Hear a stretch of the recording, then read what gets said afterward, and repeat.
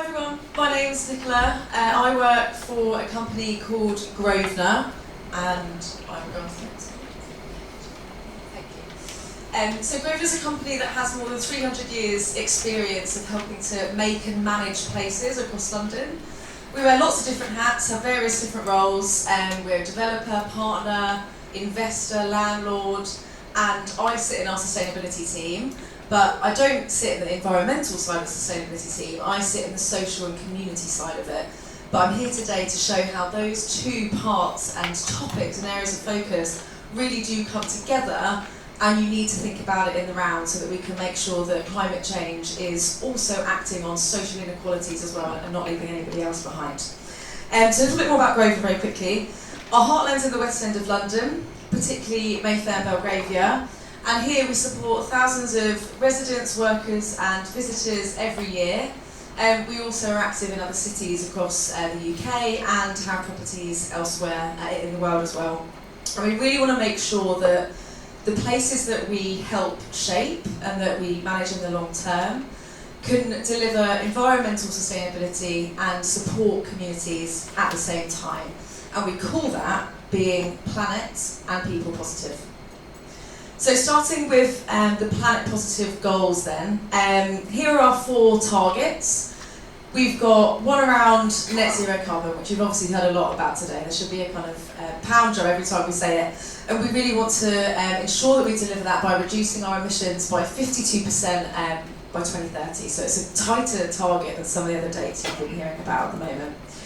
We also want to make sure that we're valuing nature. You've heard the importance of green space and biodiversity, and I think you're going to hear a bit more about waste in a moment as well. So these are all big focuses for us, and all importantly, again, another common theme is partnerships. We can't do this by working alone. We need to make sure that we're building on the experience and knowledge that other companies have across the borough. Moving on to people positive. In a second, you will see the 3 goals of our social impact strategy, and this was launched last year to make sure that our considerations bear social and community needs in mind as much as they do about environmental and financial as well. 3 different priorities, focusing on improving well-being, and well-being is quite a kind of broad topic. It also includes air quality, access to green space, satisfaction with home, etc. But we feel that's really important for us to be able to address as a property company. And partnership comes through again in our 3rd goal.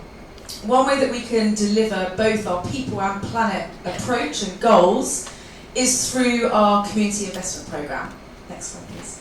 So this is a programme that I oversee. It's called Green Futures. And it's focused on making sure that communities benefit from the changes that we can make to the environment. There's various ways that we can do that. We know that the green economy and green jobs are relatively untapped, but there's a huge growing market there and a bit of a skills gap that we need to address now so that it's not a problem in the future. We also want to make sure that communities can be part of the solution as well. Local people know their areas best, they know what's going to work, they know what doesn't. So companies like us need to support their goals and ambitions through things like funding, volunteering, grants, and also just showing that we back their goals as well through those partnerships. Next slide, please. Not running over. I appreciate this is going to be a bit small for some people at the back, but here's just some ideas that we had around things you might start to consider that are at various different levels, might be relating to your home, your community, your place. We do have a lot of grantees that I personally think are fantastic, who are doing brilliant things from an environmental perspective. If you do get a chance to check them out, please do. There's some really nice organisations, one of which is Groundwork, I think you heard from yesterday. See what else is going on already. We don't need to invent the wheel. There's often lots of initiatives that are already up and running. What could you support, bolster, volunteer with, grow the impact of it, rather than just reaching it at the same time?